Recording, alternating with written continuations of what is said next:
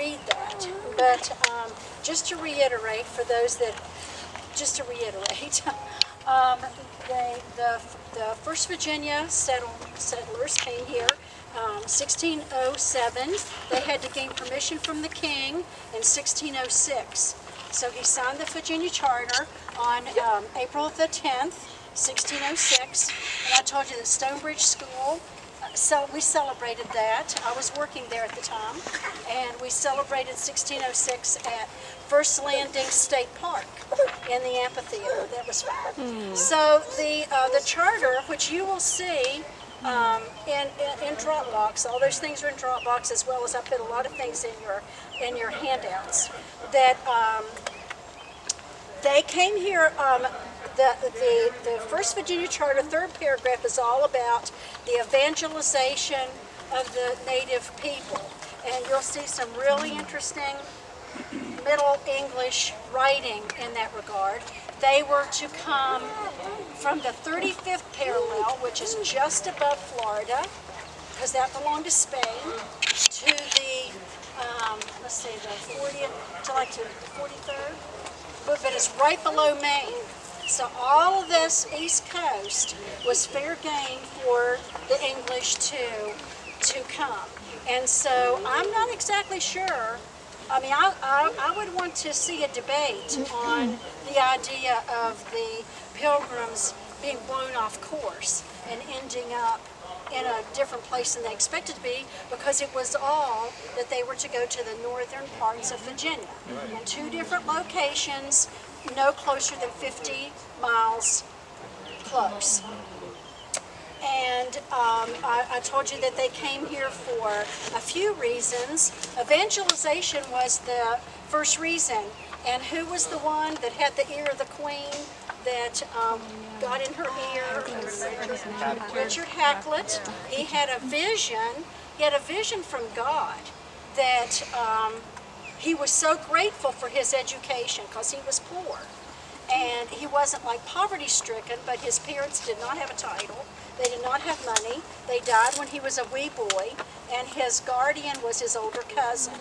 So he was so grateful for his education, and one of the quotes, it's in the book, if you have ordered it and are going to take it home with you, that, that if God allows him to grow up, can you imagine a 14-year-old, if God allows me to grow up and to get an education, I want to use my knowledge to bring Jesus around the world. That always makes me feel emotional for some reason. But anyway, that was his emphasis for coming. He never got to come. He was either too valuable to Elizabeth, because he was part of her national security. Everything he knew was part of national security for England, because he'd been all over the world and knew several languages and could write in several languages. And or he was getting older. Do you know the significance of 1616? It was an interesting year, because Richard Hakluyt died 1616, William Shakespeare died 1616, and the Puritan preacher that I told you about this morning, I always said Alexander Hamilton, Alexander Whitaker, died in 1616. He was drowned in the James River.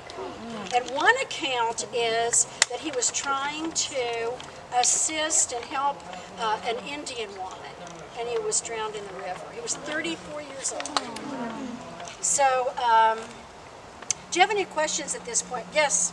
And then a few years ago, I spoke up at the place where Enriquez College was founded. It was actually prior to William and Mary.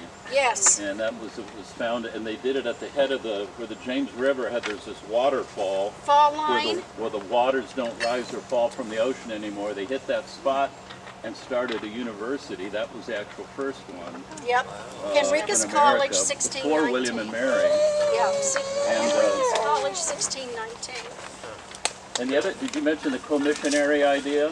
No, you go ahead. Yeah, so the early people that were looking, Halkett and others, the term before, we use the term missionary today, but if you remember, it's the Great Commission.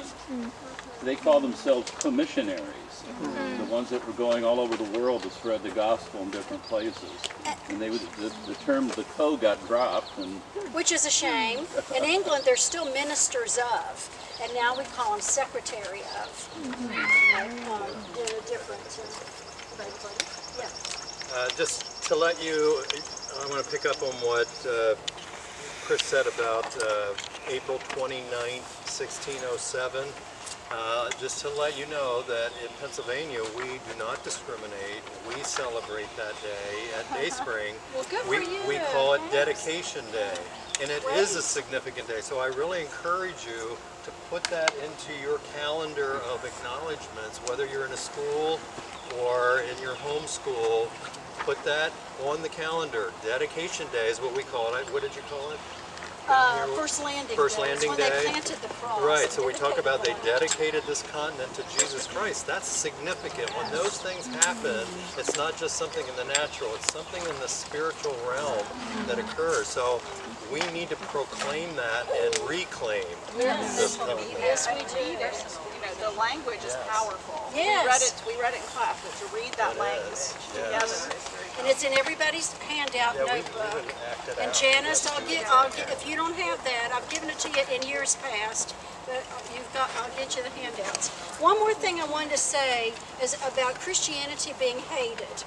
And people are saying that we say that one, multiculturalism, that we can't say that one culture is higher than the other. Well, I say it is, because living with Jesus is higher culture than anywhere else. Regardless of the culture. Regardless of the standard of living. Right. Because there's peace and joy in the Holy Spirit that way. But let's remember that from the first century church forward, they have wanted to fulfill the Great Commission in Matthew, 24, to go into all the world and preach the gospel. That is all they were doing. They knew from exploration that there were people groups all over the globe that were pagan. They were living and dying without Christ. And that's what they were intending to do. And again, When Pete finished, and then I got another thought real quick on 1616. Okay, so remember that they, that when Hakluyt said that this new place in North America and the New World will bring, among other things, a safe place. That's his quote. Oh, great. Thank you. We shall, by planting there, enlarge the glory of the gospel from England, plant sincere religion, provide a safe and secure place to receive people from all parts of the world that are forced to flee for the truth of God's word. He had persecuted Protestants in his heart and mind when he said that. He was thinking of those French Huguenots that had been slaughtered in the streets in Paris. And guess who was one of those? Peter Ramus. Whoops. I'm throwing holy water. Peter Ramus was one of those people that was brutally murdered in Paris on the St. Bartholomew's massacre, and his body was desecrated. It was just awful. And don't you know that Richard Hakluyt would have had those people in his heart and mind when he said, we need to go to the New World and make a place of safety for people to worship God freely. I have a question. When did the narrative change when did they take away the fact that they came here to share the gospel? Oh boy, is that a can of worms? And since you asked, I'll just say it. It's post-Civil War propaganda, because people hated Virginia. There was a Harvard professor and a journalist that wanted to take down the reputation of the Virginia colony, and they started with who? The reputation of Captain John Smith. And that is the truth. And then it unravels from that. Yes. And the other thing, the interesting thing to note, I was rereading some of it last night, is that when you say that Shakespeare died in 1616, Yes. the King James Bible was not his Bible. He used the Geneva Bible for all his quotes, and that was the Bible that all the early settlers brought over. Yeah. In fact, up until probably, I'm lecturing on this now, up until about 1830, it didn't even become the King James Bible in America. It was still the Geneva Bible. It was the founding set of scriptures in the notes. And I hate to show favoritism because I've had lots of church experiences, but the Geneva Bible comes from the footnotes and research of none other but John Knox, the founder of the Order of Service of the Presbyterian Church, the Scottish Presbyterian Church. And he was also big in the resistance theology and Yeah. teaching that, Yeah. which was a huge component in this whole And thing. James I's mother was Mary Queen of Scots, and she was noted to have said, "I fear the prayers of God. I fear the prayers of John Knox more than all the armies of Europe." Chris and I were friends with a lady who did a lot of this original research that we benefited from, Jan Bowder. And one of her interesting things, did you talk about the Bristol fishermen? No, but let's move on let's and take walk a 30 little bit, seconds. and we'll talk about that. Huh? This is 30 seconds. Okay.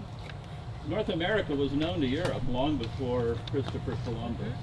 And it comes out of the Bristol fishermen on the west coast of England would come over all the way across to Newfoundland and Canada and fish for cod. And they landed on these shores and they knew the Indian tribes. Those Indian tribes said, "Tell your king to come help us against the other savage tribes that are here in America." And that's what Jan dug up. She died a few years ago, but we have her original research Yeah, I knew her up in my the office of all. early So to it's not mid-90s. published, so, What? not published. No, not some of it. She published it, but not in the right. Probably it didn't get done. I'm going to try to publish some of it. Okay, It's brilliant stuff. good. Well, we know that Leif Erikson came over one time.